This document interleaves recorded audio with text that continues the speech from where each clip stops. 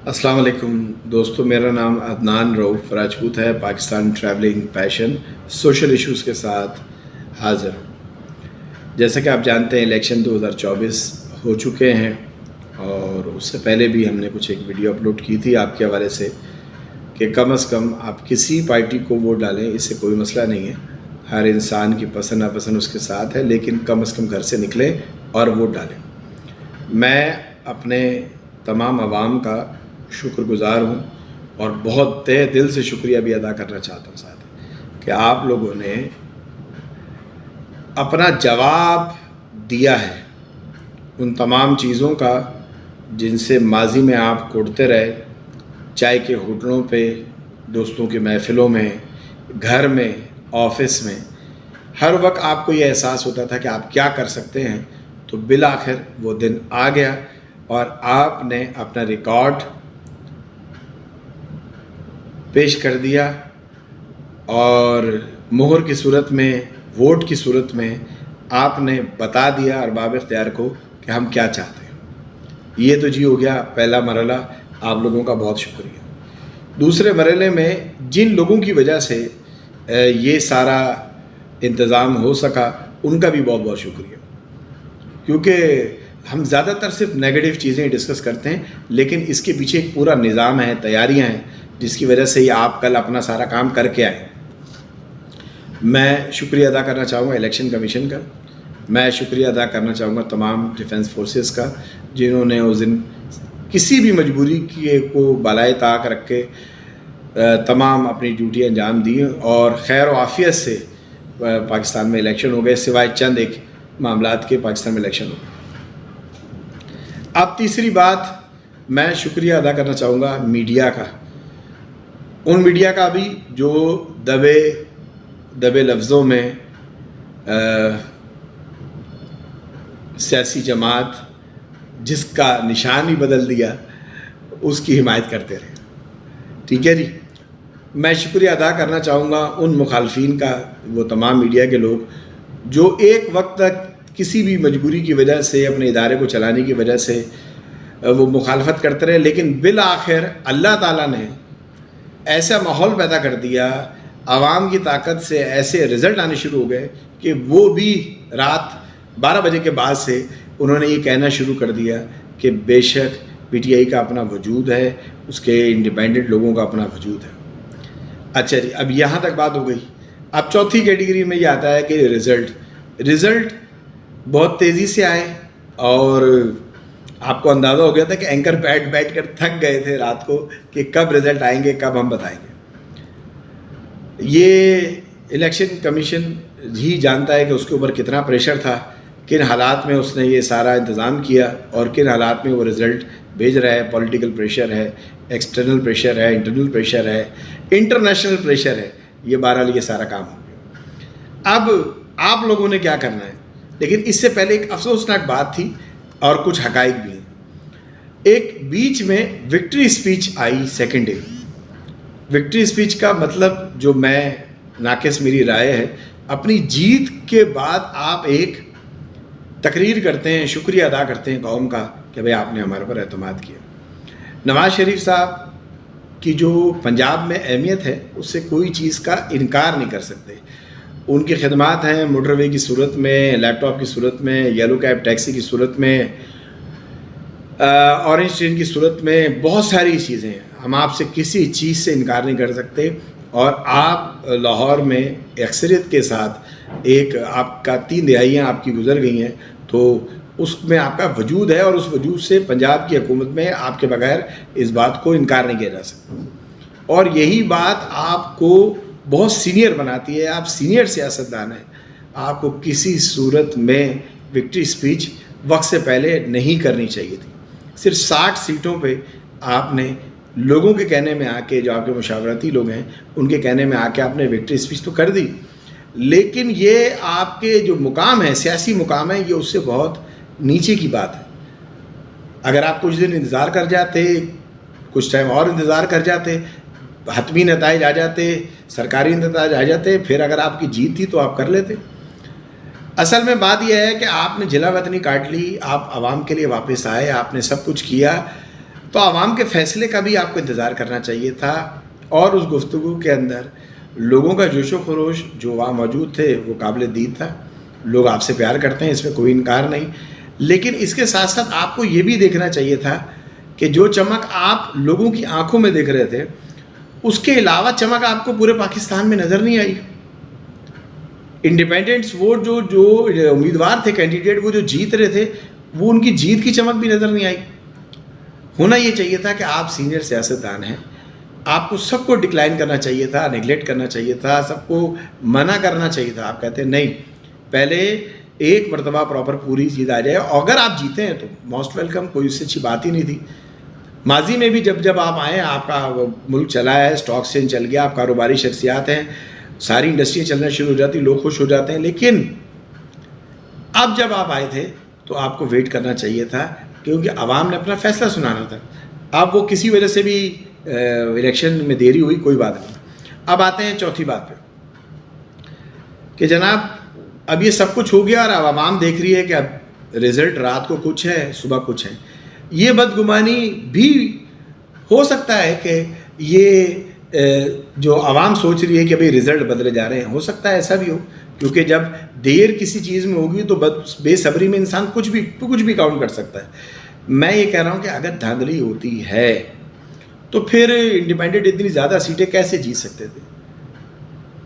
Result آ رہے تھے، لوگ کام ہو رہا تھا. ہاں، الیکشن میں دیری کی وجہ سے جہاں کچھ جگہ ایسا ہے جہاں بہت زیادہ فرق تھا، رات کو زمین و آسمان کا فرق تھا، صبح دوسرا آدمی جیت گیا، یہ زیادتی آ جاتی ہے.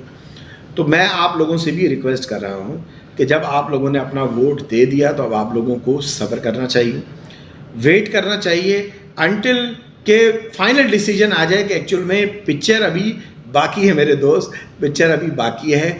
ہاں، بہت سارے عوامل ہوتے ہیں جب آپ کوئی اتنی بڑی سطح پہ یہ کام کرنا جا رہے ہیں.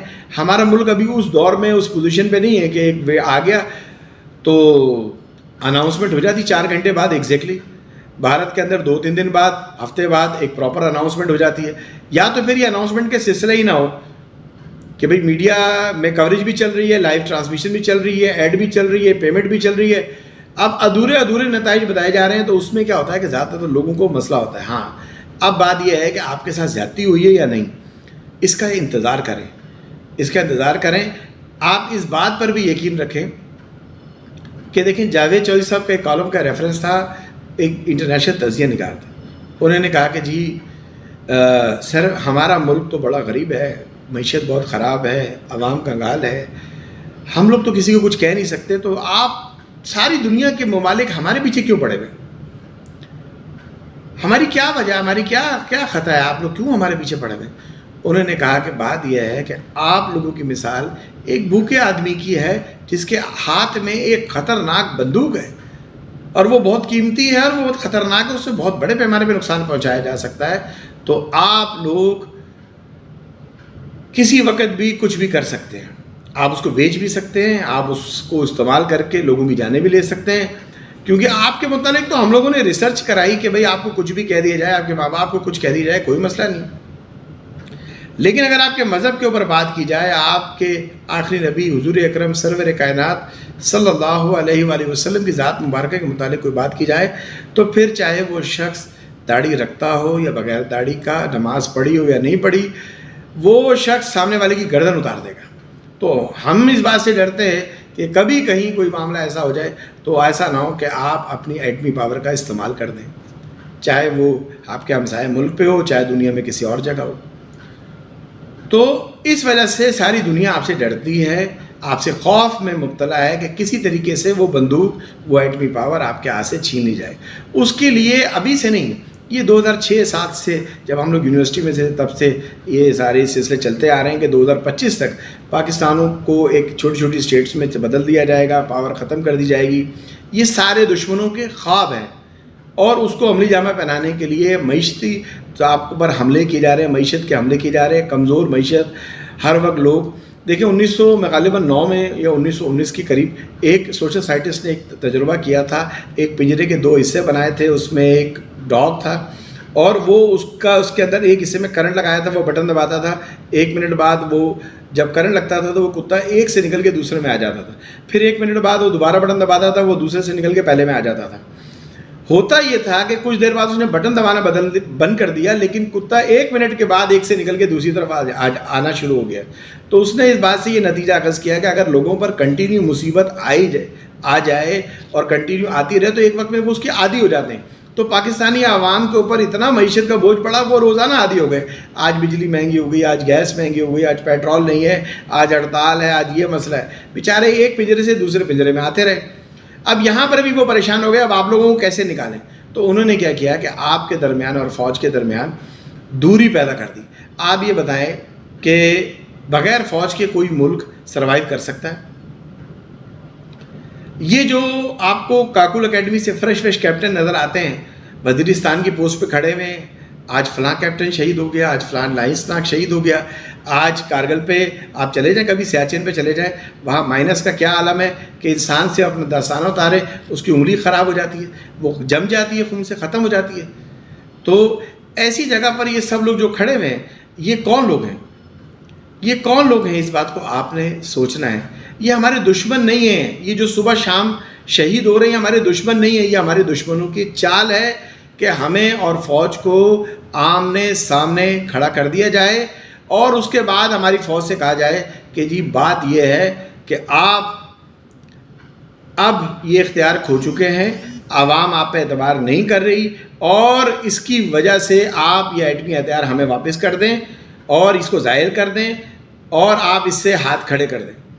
تو یہ ایک بڑی خطرناک سچویشن پیدا ہو گئی ہے عوام کے اور فوج کے درمیان۔ میں یہ پیغام دینا چاہتا ہوں کہ ہماری فوج کے بغیر کوئی معاملہ نہیں ہے۔ ہم کچھ لوگوں کی وجہ سے پوری فوج سے مخالفت نہیں کرنی، پوری فوج سے نفرت نہیں کرنی۔ آپ ان لوگوں کی شہادتیں بھول گئے ہیں، میجر عزیز بھٹی سے لے کر راشد مناز تک، راشد مناز سے لے کر لالک جان تک۔ آج بھی ہماری ہوائی حدود میں جب کوئی داخل ہوتے ہیں تو ہمارے پاس حسن ہے جو موقع کے اوپر کھڑے ہو کے للکارتا ہے، فضائی حدود میں کھڑے ہو کے 30 سیکنڈ تک اگر سامنے والے کو للکارے اور حملہ کر کے آئے اور ان کے دانت کھٹے کر دے، جبکہ ان کو پتہ تھا کہ ہم نے اگلے دن حملہ کرنا ہے۔ انہوں نے اپنی پہلی طاقت استعمال کی، ہم نے اپنی آخری طاقت استعمال کی۔ یہ ہماری فوج ہی ہے جو آپ کے ساتھ سیلاب میں کھڑی ہوتی ہے، یہ ہماری فوج ہی ہے جو آپ کے ساتھ ہر برے حالات میں کھڑی ہوتی ہے۔ جب حالات خراب ہو جاتے ہیں تو فوج کو بلایا جاتا ہے، لیکن میں آپ سے کہہ رہا ہوں کہ جو وہ شہادت حاصل کر رہے ہیں، جو لوگ بارڈر پہ قربانی دے رہے ہیں، وہ ہمارے فوجی ہیں، ہمارے ساتھ کے لوگ ہیں، وہ ہمارے دشمن نہیں ہیں۔ یہ ایک خاص گروپ کے تحت ہمارے پورے ادارے کے ساتھ تصادم کروایا جا رہا ہے۔ آپ لوگ اس بات پہ ہوش میں رہیں، اور میری اپنے ادارے کے ساتھ درخواست ہے، عوام سے آپ ہیں، آپ عوام سے ہیں، پلیز عوام میں اپنا اعتبار دوبارہ سے قائم کریں، اور اس میں آپ کی ہمیں سرپرستی چاہیے، اس میں ہمیں آپ کی سرپرستی چاہیے۔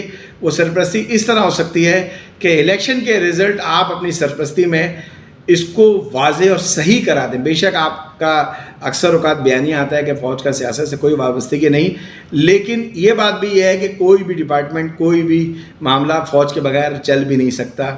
تو آپ سے گزارش ہے کہ صحیح جو نتائج ہیں وہ اپنی سرپرستی میں عوام کے لیے شائع کریں، اور جس طرح جو جمہوری نظام جس کے لیے الیکشن ہوئے ہیں اس کو کامیابی دلائیں، پھولوں کے ہار پہنائیں، اور پھر بڑے فخر سے دوبارہ سے دنیا میں پاکستانی قوم کہے کہ پاک فوج زندہ باد ہے، پاکستان زندہ باد ہے۔ تو برائے مہربانی یہ تاثر جو ابھی آپ کے متعلق پھیلا ہوا ہے، پلیز اس کو دور کر دیں، پلیز اس کو دور کریں، کیونکہ ہم آپ سے ہیں، آپ ہم سے ہیں۔ اب پاکستان اس پوزیشن میں نہیں ہے کہ وہ ایسا کریں۔ میری آپ سب لوگوں سے، جو ہماری عوام ہے، اس سے پرامن رہنے کی اپیل ہے، جو ہمارے ادارے ہیں ان سے ریکویسٹ ہے کہ پلیز مدد کریں، عوام کی مدد کریں۔ اس وقت عوام کو آپ کی بہت مدد کی ضرورت ہے۔ جو آدمی جتنی تعداد سے سینیٹ سے جیت رہا ہے، بے شک وہ جیت جائے، لیکن پلیز آپ اس میں عوام کی مدد کریں۔ پاکستان زندہ باد، پاکستان پائندہ باد۔